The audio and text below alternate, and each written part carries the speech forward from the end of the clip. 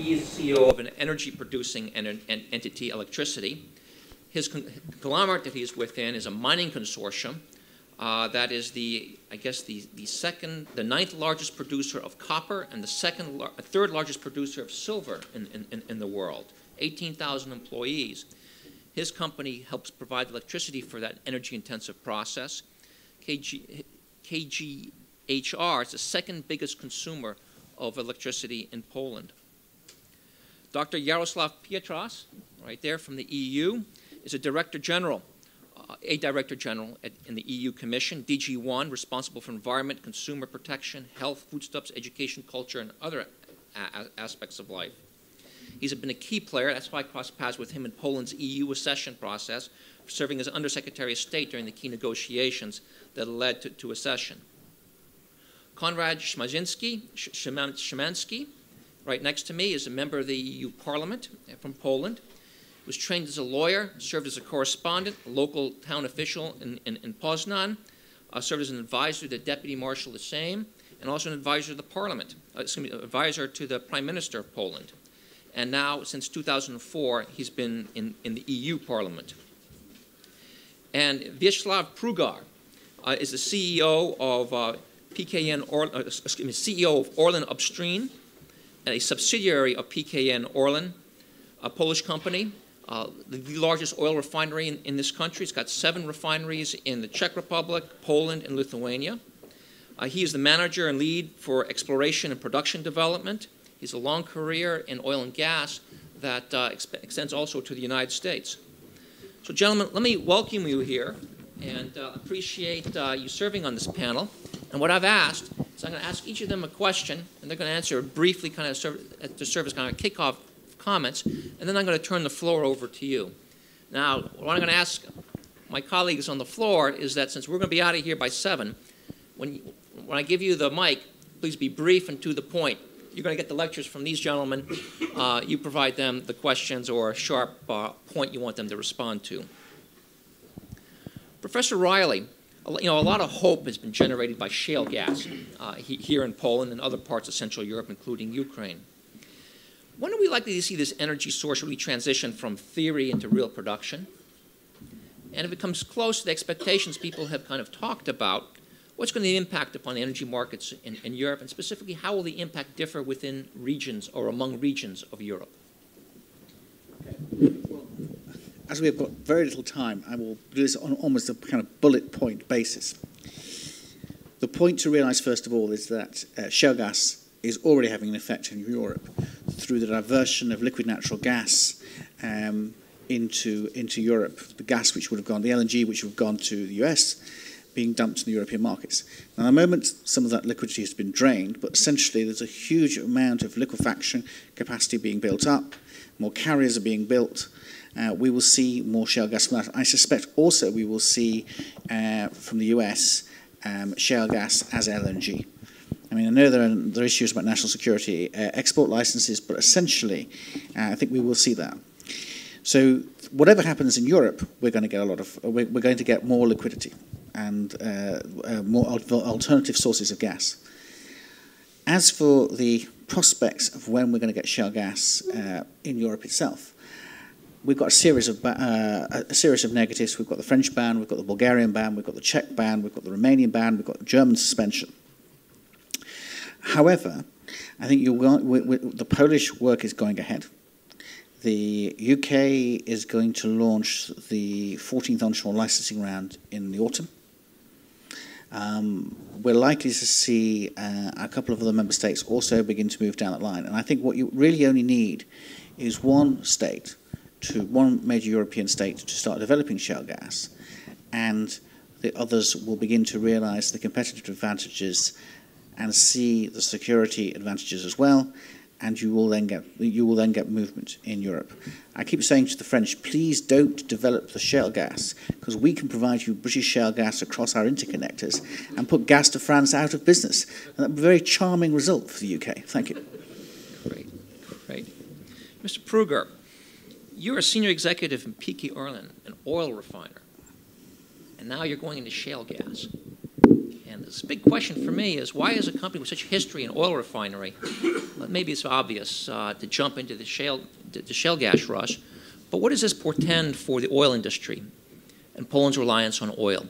Will that continue to be a heavy requirement for Poland in the future? Will continue to be a corporate focus of yours and your colleagues at PKN ORLEN?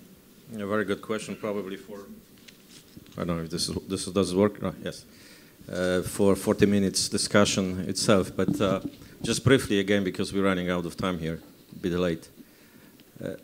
PKN ORLEN was downstream exposed company until 2006, when the strategy has changed and we decided to go integrated, vertically integrated. That means that we are trying to enter into the new business, which is called exploration and production of oil and gas. I think it's a very wise idea. The downstream markets are very close, especially in Europe. You can't really expand much more on that business anymore, including various obstacles which takes to the environment, etc. You can't buy too many refineries anymore around Europe. So it's kind of natural that the company wants to be integrated, that wants to have their own supplies. And ORLEN Upstream, which I represent, is not only, it's not focused only on natural gas.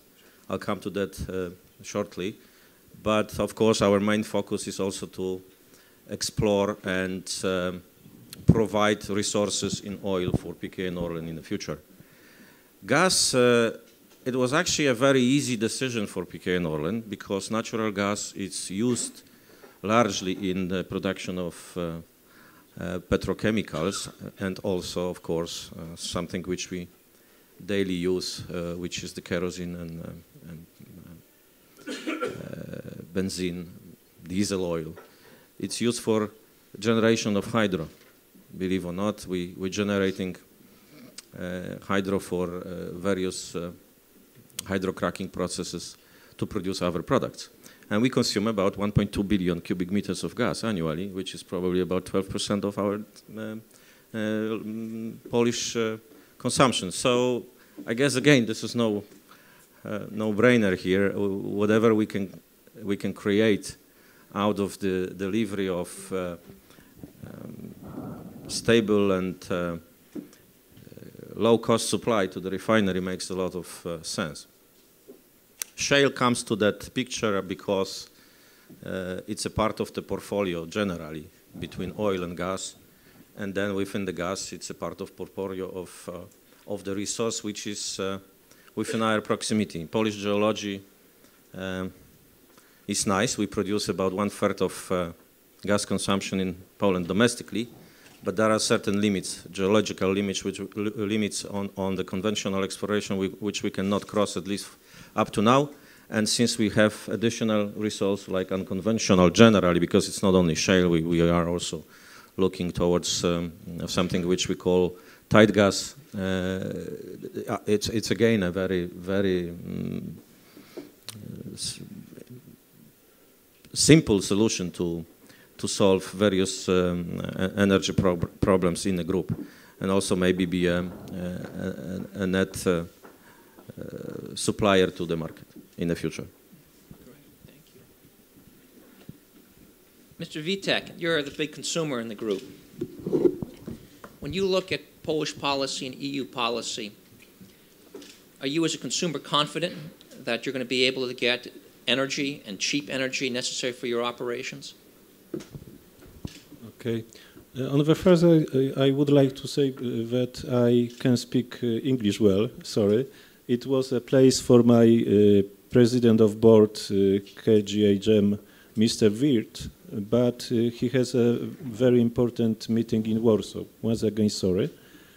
A cost of energy for KGHM is very important. It's the second position in cost, budget cost for our firm. It is near 1 billion zloty per year.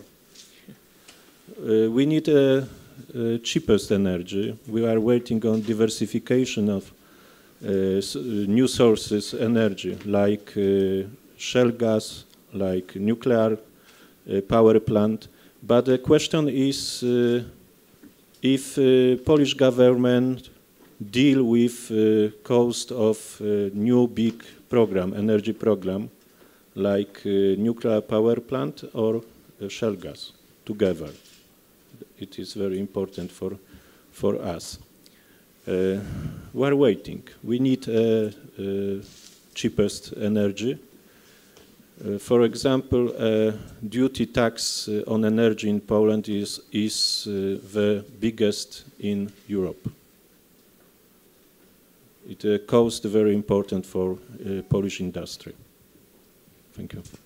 Is that unique to, is Poland unique in that respect, having a duty tax like that, or do other countries have that tax? It is about 20 zloty per megawatts in Poland. In second countries in Europe are very nearest. Understood. Dr. Pietras, just recently one of the international organizations came out with a report about the emissions of CO2. And they said that last year in 2010, the level of CO2 emissions had hit a new record. And for some, that of course raises alarm bells about global warming coming sooner rather than later. But it's clearly the controlling of these emissions has been a major driver and sort of source of contention within the EU when it comes to development of energy policy. What do you think are going to be the implications of this recent report on the EU's efforts to develop a coherent, agreed-upon energy strategy? Because, for example, Poland relies heavily on coal and has been the target of those who want to reduce CO2 emissions in Europe. And that's been a source of brouhaha within the EU and energy policy. I think you are right saying that one has to look on climate and energy policies together, because it's maybe a paradox, but Europe has got much clearer targets in climate for a long perspective than on energy. Energy is still much more domain of national governments, and the energy mix is a sovereignty of the sovereign decision by the member states. However, the climate issues will, even if they are rising, and maybe even if these days the price of CO2 emission within the ETS system in Europe is very low, but these issues will not go away. To the contrary, increasing emissions will mean that in the future we'll have to address much more strongly this issue, and it will have an impact on energy, because from the climate targets, we have developed instruments, legal instruments within EU, which affect energy sector very strongly, like ETS system, the emission trading system, which affects mostly energy. So I think that the current situation with the economic slowdown obviously makes Europe having smaller emissions, also being less relevant in international context, because the fraction of European emissions is becoming much smaller than Chinese or American. And also it looks like a bit less urgent. But economic slowdown one day will be finished. It will be, emissions may pick up, but maybe not necessarily. In the meantime, we've got much stringent system already in place. And how it links to the shale gas or nuclear, I mean, everyone is looking how you could transform energy systems. And it's a very costly exercise. Obviously, when you look at Europe is very good in establishing long-term views until 2050. It's much less clear on what will happen next year or in perspective to 2020 or a bit beyond. Whereas investors have to have a perspective of at least 15, 20 years from now, because otherwise they will not invest. So they look how this can be transformed, but they don't want to put so much money. Also, in Europe now, there is no appetite to put large public money. Costs of energy transformation and costs of the climate adaptations are not equally allocated between member states. Poland is a specific situation with the coal. Poland has got much more than many other countries to do, and also it will be much more costly. Formerly, Europe would put some money as kind of a solidarity. There is always a burden sharing between members. But there is no appetite these days. So many member states are quite happy to see that there might be a solution in energy switch. Instead of coal, there could be a shale gas and or other tight gas or methane, coal bed methane, and these different forms of gas, or nuclear. They would be happy if this could happen on the basis of Polish resources, because otherwise Europe will either have to face Polish blockage or the costs to be shared with Poland. So here there is a hope. I think that the Poland, a bit, some companies engaged in Europe has been a bit defensive about this. For example, in the campaign in Brussels, they have been saying it's a flame of hope, the shale gas. Do not make it that it will stop flaming. Whereas it's a defensive, because I think one should turn it into a much more positive. Because on the climate game and also on energy, Poland with the shale gas could give an example of solving certain issues which are vital for Europe. The problem is that the public opinion in many countries is against, but is against many things, against nuclear, against CO2 emissions, against also windmills, if there are too many, against transmission for long distances, against CCS, as a carbon capture.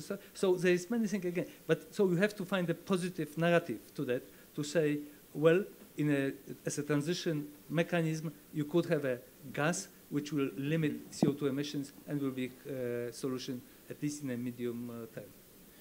Thank you. You raised kind of an important point about how difficult it can be to drive forward the diversification of energy supplies. And Mr.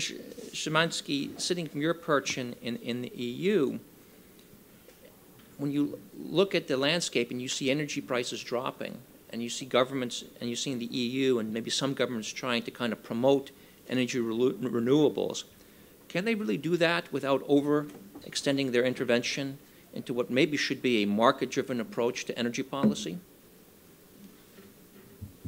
Yeah, I think market is highly needed in all of those strategies, because too many times we make political choices about the energy mix which doesn't pay too much attention for the economic aspects, and the renewables is a very good example of this. Renewables can't compete in a free market space, and without political support, it wouldn't be so successful in Europe. And at the moment, I think more and more customers, both industrial and individual customers, start to realize that the cost of this very idealistic approach, of these idealistic strategies, are transferable. And someone, in the end, probably the weakest part of the whole chain, will pay for the whole very idealistic, I would say, story. It, of course, this market check should be applied also for every source of energy, for nuclear and shale as well. So we can make choices, the strategic choices, because energy is closely related to our security. That's fine, but we have to remember that somewhere on the horizon, we need sound commercialization of every energy source we would like to use in an extensive, massive way. And of course, the commercialization of the shale gas is an important issue, not only for the regulatory bodies in Brussels, but also for Warsaw, which has to be well prepared in terms of tax and permission, concessions, licensing, etc. So it is a question, but I would like to mention that, to stress maybe even that the EU climate policy is a very important context for the shale gas and nuclear discussion in Poland, because the climate policy is the only important factor behind this penalizing the coal, which is so important for Polish industry and for Polish electricity. This is the only reason why we have to leave and why we have to change the proportion of use of coal in our energy sector. And without the alternative in nuclear or shale gas, we would be more and more dependent on Russian imports, which is not neutral in terms of national security. Poland is not so exposed for this import like many other countries in the region, but still, the dominant role or almost monopolistic role of Russian gas in our energy mix isn't a healthy situation, at least. More market, more competition in the gas market means also not only better prices for industrial and individual customers, but also means a lot of limitations for political overuse of gas in our part of Europe. We would be very happy to have the situation well known in Western countries where we have Russian gas in our market, but in equal parts we have an Algerian, Norwegian, or our own resources. That's fine. I think Gazprom would like to have a piece of this market and would behave much better if they would be exposed for just competition. And this competition is very important, and this competition can be brought by the new own resources. You trigger a long-standing interest I have, and that's in Ukraine, because we're talking a little bit about the geopolitical implications. And there have been shale gas discoveries, or shale, not discoveries, but shale gas, I guess you could say discoveries in Ukraine, just as in Poland, although not at the same level. And there was recently a prominent announcement of U.S. companies going in and winning concessions and maybe perhaps soon drilling. Is there a geopolitical opportunity here for a Poland, Ukraine, U.S. triangle, leveraging shale gas as a way to, one, further enhance the security of Central and all of Europe, and perhaps also to enhance Ukraine's own security and stability and independence?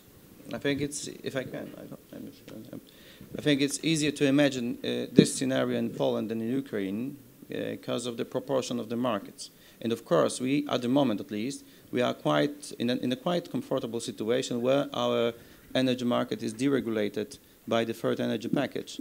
For Ukraine is only perspective. I appreciate the political will of the Ukrainian government to join this regulatory basis because it's healthy for the system, it's healthy for the market, and it can delimit, it can scale down the political influence of Russia over the energy, specifically transit system in Ukraine. But of course, the wide distribution of resources of shale gas, but in Ukraine we have also new resources of conventional gas. The wide distribution, let's say flat distribution of shale gas is a great advantage of this resource because it solves a lot of problems. It gives a chance for many countries to take advantage from this new phenomenon, and it is also a case of Ukraine for sure. Alan? Yeah. There's one point about the Ukrainian issue which is, I think, worth getting grip on, and that is everyone talks about South Stream and Nord Stream. What I think is worth recognising is this. You've now got Nord Stream 1 built. Nord Stream 2 is going to be built. They're doing studies for Nord Stream 3 and 4. Now, if you get all of those built, you're going to have a situation where, with Yamal as well, and now they control the Belarusian pipeline network, they can easily put in very cheaply a second Yamal pipeline through. They're able to move all of the Russian gas which is exported to Europe via Nord Stream and Yamal.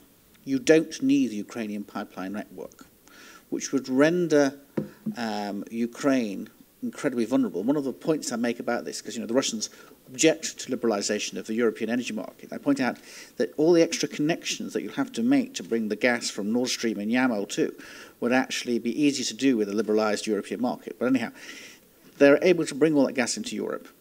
They don't need Ukraine, and Ukraine is going to be immensely vulnerable. And I was saying that I was in Kiev in March, and one of the points I was making about this was that you could end up in a situation where you were paying the highest prices for gas in the world, I don't know, $600, $700, $800 per thousand cubic meters, because they are simply then a taker of Russian gas and they have no transit leverage at all. So the Ukrainian shale gas could become really strategically important. And what I worry about the government in Kiev is that whoever's in power there, they're seeing South Stream and they're focusing on South Stream. I think South Stream is not going to happen for several years, and it may be blocked, and there are issues and there are problems. but they're not focusing on the scaling up of Nord Stream and the prospect of Yamal 2, which would be done much, much more quickly. And they could fall into a trap. I think South Stream may or may not be built, but I think it actually at the moment is a decoy, and they don't get that. And that is the real danger with this situation. And the shale gas development is a way of providing some leverage back to Ukraine, as well as providing potentially options for us as well. Thank you. Let me open it up to the participants on the floor here. And I see one hand in the back. Sir? And if you just could be straight and to the point.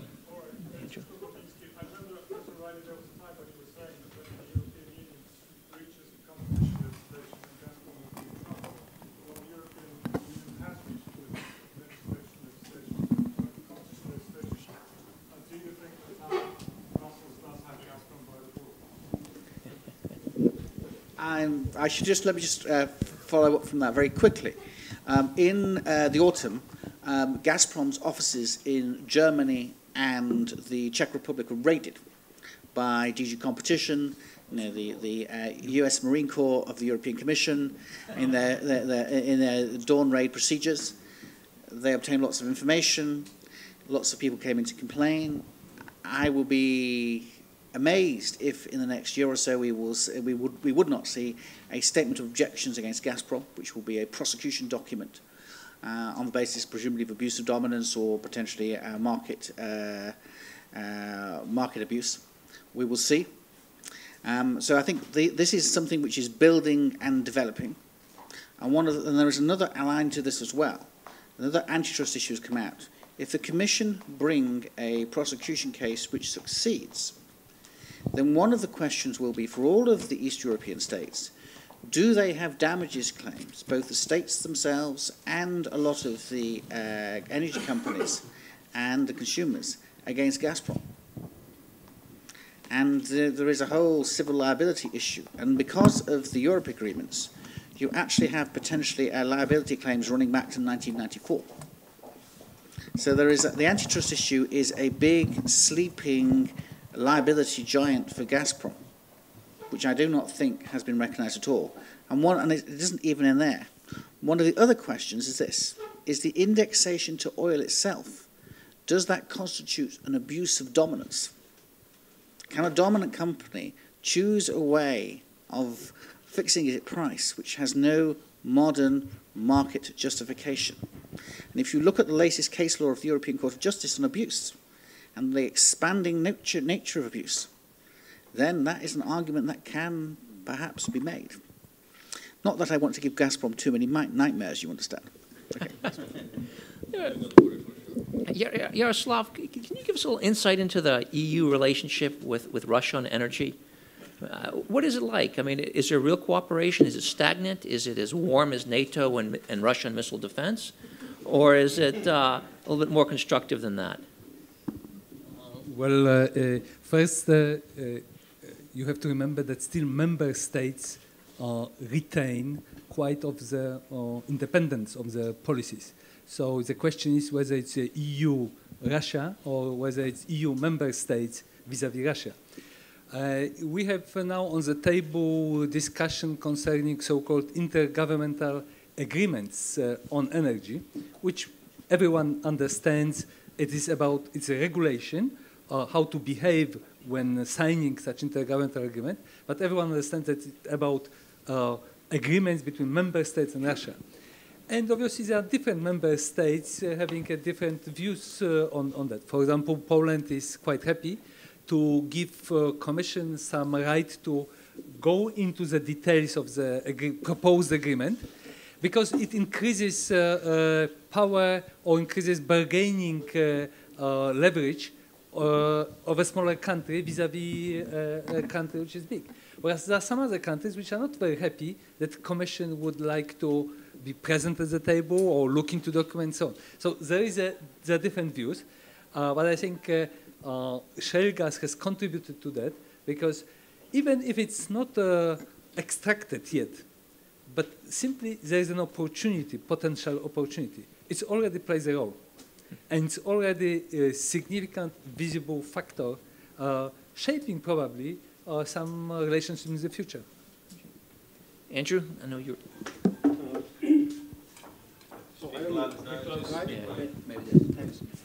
Andrew Mekta, GMF Warsaw. Excuse me.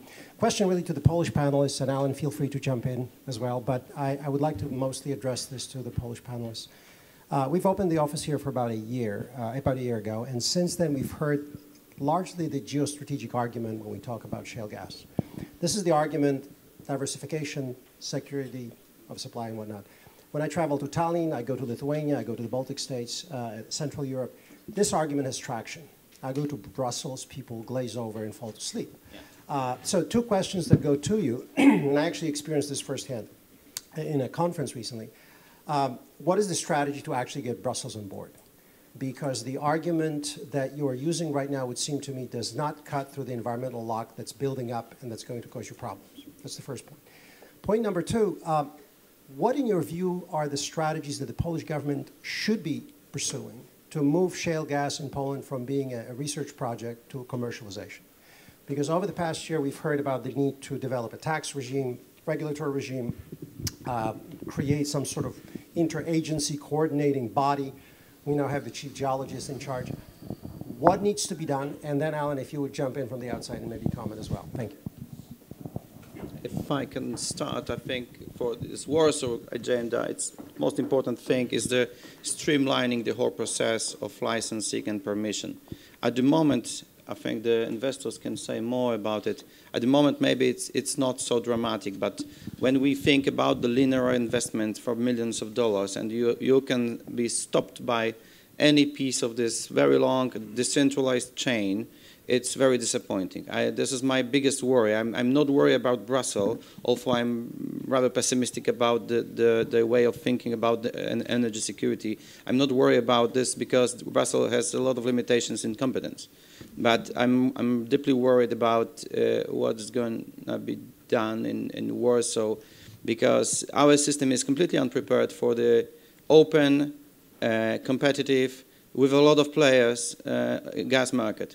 This law we have, licensing, permissions, taxation, is prepared for the market dominated by one national operator, which owed the transit system a couple of years ago. So very stable situation. You can take money in many different times. No worry. At the moment, we have to be prepared for a very competitive, decentralized market. And you're saying Poland can stop itself from developing its own? Not willingful, but I think the awareness of the administration process is still very low. We are concentrated on Brussels. That's fine, because from Brussels we can hear a lot of misleading messages. There's environmental worries, which is usually declared during that kind of discussion is of course troublesome. But Brussels has a lot of limitations in competence. I don't expect that Brussels can stop this process. I worry about this unprepared Polish administration and a hugely decentralized system, which can be very disappointing for investors coming from the world with a lot of experience, with many different jurisdictions, sometimes a little bit better prepared to deal with such a business. Wiesław, you're an operator. I mean, do you share those concerns? Well, it's a very difficult question, because I'm an engineer, first of all, and then the manager, and then the Pole, or both at the same time. Shale is not going to happen overnight. It's a process. It's a huge project. It requires a vast amount of money. And it's not only about diversification, strategies, etc.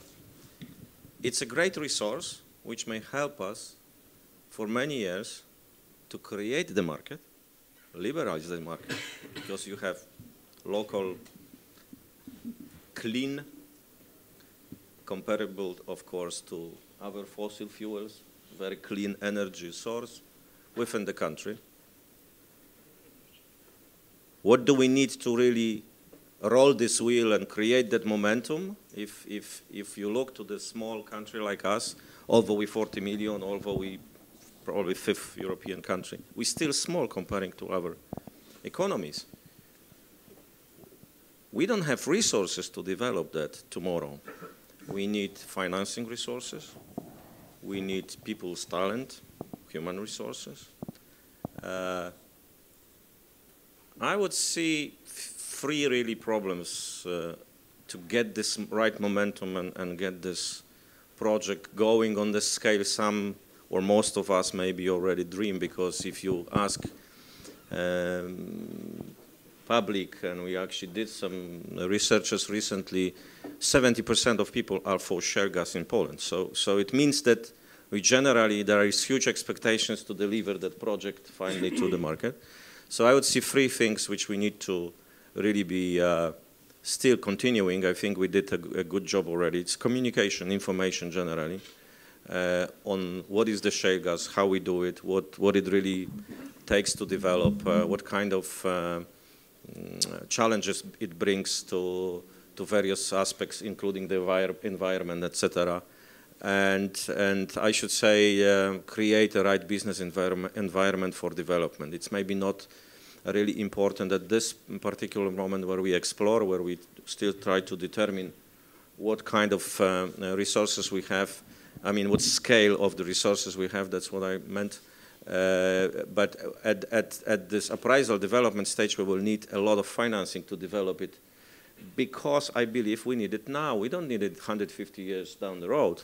So Poland will not be able to generate the volume of money which will be needed to roll the wheel.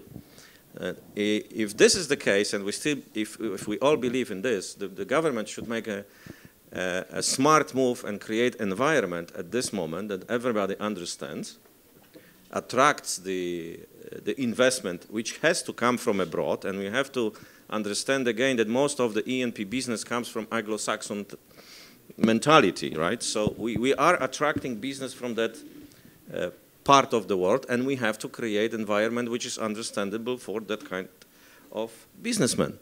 And this is really important. I think it takes to regulatory regimes, of course, it takes to taxes, etc. Once we have a good business environment structured, once we have everything in place that people would invest in Poland in shale gas instead of, I don't know, scooters in China, for example, because they want to grow fast and everybody wants to buy a scooter probably tomorrow, making bigger IRRs probably on the scooters than on E&P and less risk probably, right? So you have to think about those kind of things. Attract a vast amount of money to Poland, creating a good environment. Great.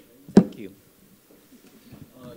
Just maybe underlining that Konrad Szymański is very well taking this issue.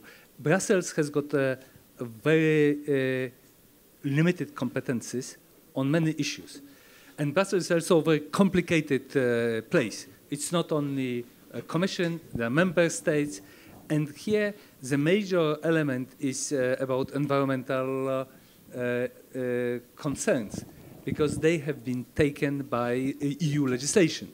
The other questions of how to exploit natural resources is a competence of the member states. So what Brussels could do is to do something on environmental legislation.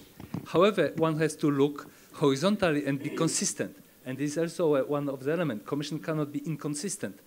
If you look at other sources of energy and exploitation of coal, you've got a plenty of methane going out of the coal. You've got a plenty of environmental damage.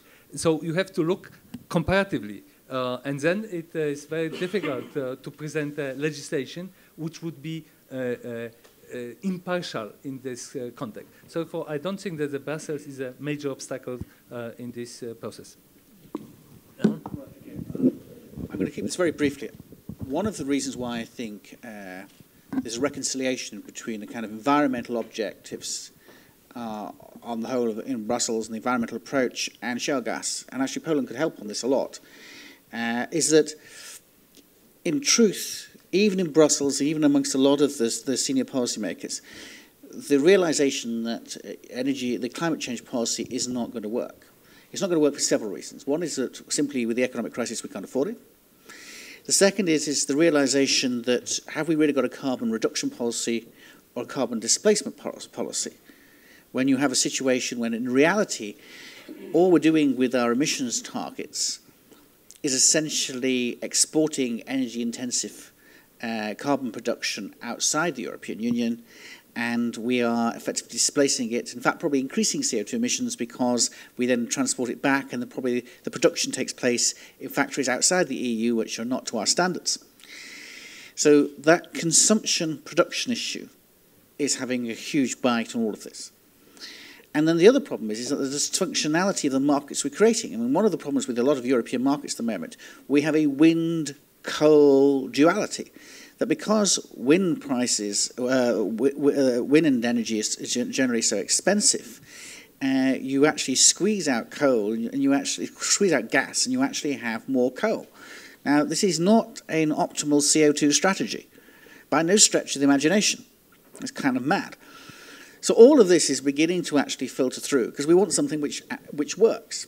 And one of the points about all of this is if we can develop shale gas safely and effectively, we can cut out CO2 emissions substantially by taking out coal. I'll give you the UK example. We import 2/3 of our coal, actually most of it from, well, about 65% of it from Russia. If we basically take that out, we improve our balance of payments, we have a huge cut in CO2 emissions. And we have supply security because we're producing our own gas. Now, the point about this, and what I think, what a lot of people who are looking at this in Poland and in Brussels should be looking at, is trying to create an effective green package around shale gas, where there is a replacement of coal-fired power stations with gas, so you get the CO2 emissions as part of the commitment. Part of the tax revenue goes into R&D into renewables. Because one of the real problems with all of this, our entire strategy, is that what we're really doing is using 1970s technology, wind and solar.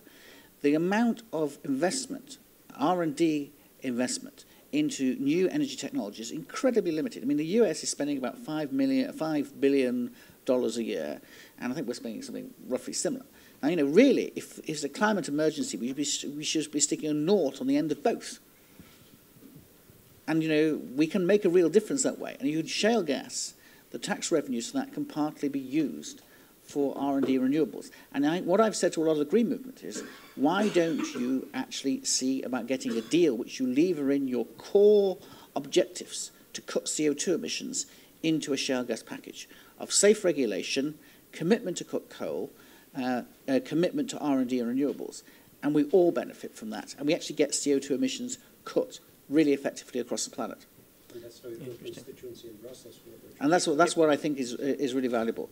And the only other point I would make is about whatever we do with shale gas, it's got to be, we've got to create a financial structure, a regulatory structure which will bring in the capital, because it's not cheap to do at all. Okay, it doesn't seem to be there. Minister Moskevich, it's good to see you again, sir. Very brief question, because there is a certain worry that there will be some lobbying around trying to block the development of shale gas. And when we are sort of speculating about lobbying, what really comes to mind is first lobbying, nuclear lobby, and Gazprom trying to block. What do you think is the real situation? Is there a real danger that this lobbying can really produce some predicaments, some blockages?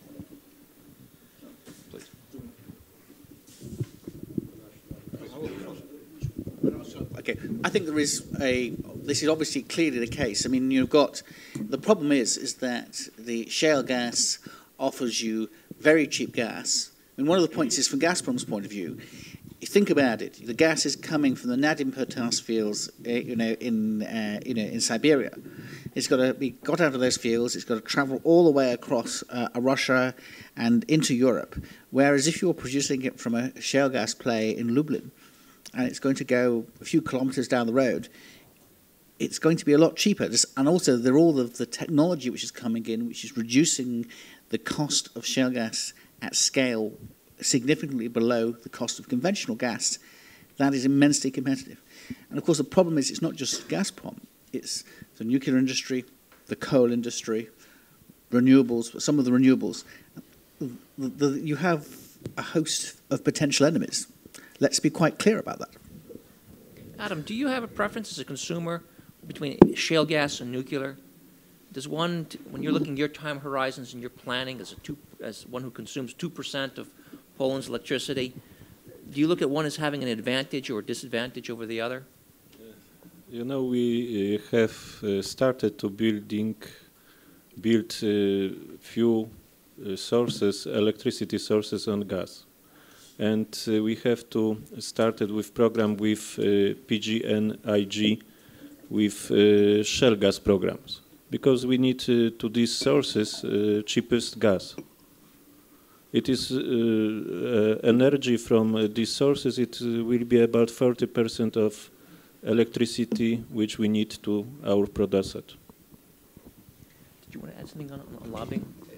Maybe not about lobbying, because I think it's pretty clear that lobbyists, if they want to get any effect on limitation, at least, of shale gas use in Europe, should concentrate on member states' capitals, not on Brussels, because they know very well that Brussels has a very limited influence over this. The only problematic aspect of the EU legislation around shale is, of course, the climate legislation, because in the climate legislation you can put everything you want and you can propose any model you want. We have this experience of the gas benchmarking for the Polish industry, and this is the risky thing. I don't know what kind of discussion are held in the European Commission and in DG Klima, the DG Environment. We will see. Before the holidays, they should present the reports about their deliberations about how to tackle with the shale gas. I would like to say a couple of words about this competition between different sources of energy, in this case nuclear versus shale. I think a lot of advantages for shale. I'm pretty in favor of nuclear, but I see a lot of advantages. First of all is this wide, flat distribution of resources. This is very important also for environmental, because of environmental aspect. Second thing, gas is a resource not only for electricity, it's a resource for industry itself, for chemical industry as a main example. And the second thing, gas is a gateway for renewables. Renewables are completely unpredictable, and the only way to counterbalance this unpredictability of renewables is a flexible gas component in electricity. I think that all of those who would like to push for renewables in Europe should know that without the gas component, it's almost impossible. Modern gas turbines can be switched on and off during the minutes, not even the hours. This is something we need if we want to use the renewables in the future. I'm pretty skeptical, but I know that we have some obligations. So if we want to deliver with these obligations, the use of renewables in an economic, viable way, we need a gas electricity in our mix. So just to kind of capture that again so I understand it quickly, what you're saying is that gas is a gateway to renewables because renewables like wind, solar can be intermittent, unpredictable, and sometimes you need a supplemental energy source to kick in when there's a gap. Of course, the alternative is to take renewables from the Northern Sea or from Northern Africa, but it means the mega-grids, centralized system. This is something we wanted to avoid in a couple of years ago. We wanted decentralized electricity system. Now we see that a lot of people who realize that the renewables are unpredictable want to make a super grid across the Europe to put energy from the Northern Sea or Northern Africa to Warsaw. It's not very clear or clever idea, I would say. Just one addition to that. I think the gas is generally transition fuel in my view at this moment, and you know, human being is thinking always about progress and new developments. We may have different sources of energy 100 years from now. So I definitely believe that this is a very good, clean source of energy for the present and maybe near-term future. And I truly believe that we should use some of that money which gas can generate for R&D, both for renewables and other sources of energy, an improvement on nuclear, for example. So we will be safe in the future on much different technologies which we may create out of something we have at present. And this is the way to go, I believe. One of our nuclear engineers, with a big engineering department at City, and I asked him about the ability to deliver fusion. I said, well, you know, the joke in the energy industry is always 50 years in the future. And he says, it's always 50 years in the future because we don't spend any serious money on it. He says, look at the Manhattan Project. Look at what, if you really want to do things, you need to invest in them. And I think there is a real argument here about using the revenues of shale gas as a lever to provide that renewable future, because the difficulty with all of these major renewable projects, huge wind farms in the North Sea, whatever, there are real questions of the simple capacity to deliver. And the other problem is the scale cost is just enormous. And, you know, we just don't have the funds to do it. Okay. I'm going to give the last question to Adrian. Yeah, so the current spot price of U.S. natural gas at Henry Hub is $70 per 1,000 cubic meters. The Russian gas at the German border is $450. Does that price differential and the huge unrealized capacity of shale gas in the United States suggest that the U.S., if it wanted to, should play a Euro-Atlantic strategic role in gas supplies, you know, to sort of counter Putin? And is there any place for that to be in the Euro-Atlantic agenda, meaning I think that's the issue. I think, you know, enough of this talk about the U.S. being distant from Europe, removing its missile defenses. This is what we should be talking about next year at this conference. Well, one of my very strong Bushite Republican friends, and I must give you this line, he said, Alan, we're going to save you. We're going to send LNG freedom carriers to Europe. And this is what is... Well, the point about it is that when I don't think it's entirely been appreciated yet in the United States, even amongst the policymakers, about the absolute wall of gas. You know, what can we find a use for all this damn gas? We've got so much of it. And so I think there comes a point when U.S. industry is a little slightly more aware of the fact that prices are going to remain low. And we can put 100 billion we can put 100 billion cubic meters to Europe. In the last year, I think last year Russia sold 117 billion cubic meters of gas to Europe, and I see there's no reason really, given the scale of the U.S. gas resource base, they couldn't match the amount of Russian gas into Europe. There's a block on it right now. Well, yeah, well, no, but the point is when they realize that really it's not going to make much difference to prices, and the arbitrage between the price in the US and the price in Europe makes it really attractive. We have got, by the way, for anybody in the audience who's thinking about doing this in the United States, we have got a whole series of LNG facilities in Milford Haven and South Hook, which can provide easy access. We've got interconnectors across the channel. We can provide that access route. The UK is the American gas island for Europe. We're happy to help. Okay. They already created one disaster in the United States. Now you want to create another one in Europe, right? With lowering the prices. Too much of the gas on the market is not a good idea. I think I have to think twice now what happened in the United States. Actually, this is an excellent example for me how you should really take an approach to the serious project like shale gas in Poland. You're not going to overheat it. We may face some... It's an absolutely great idea to boost the economy, but it could be like Greg Zorba said at the end. See what wonderful catastrophe we both created, right? So we have to think about it. It's serious. You're concerned about overcapacity? Well, can I say that that's true, but one of the really interesting points here is about the industry's technological curve, the scale of technical development, which means that even at $3 MMBTU, you can start making money. No, of course, and the point is... But the point, well, yes, but I think you can get to very, very low prices and still make a profit. I don't think we're anywhere near the full swing of technological development in the shale gas industry. I mean, I know there's lots of things in trade, in the energy services sector, which are going to make a huge difference, which will reduce costs even further.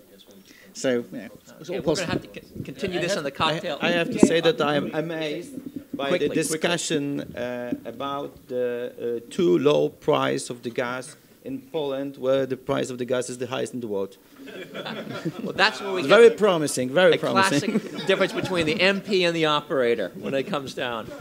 Let me thank our panel. I mean, I think it's interesting because we started off on a kind of a technical approach, and we ended up on a kind of a very market-based approach with very big geopolitical implications. And I liked how we ended on kind of a fun but also substantive discussion on how there can be a link between shale gas in the United States, shale gas in Europe, and shale gas and energy security in Europe, which is actually transatlantic security.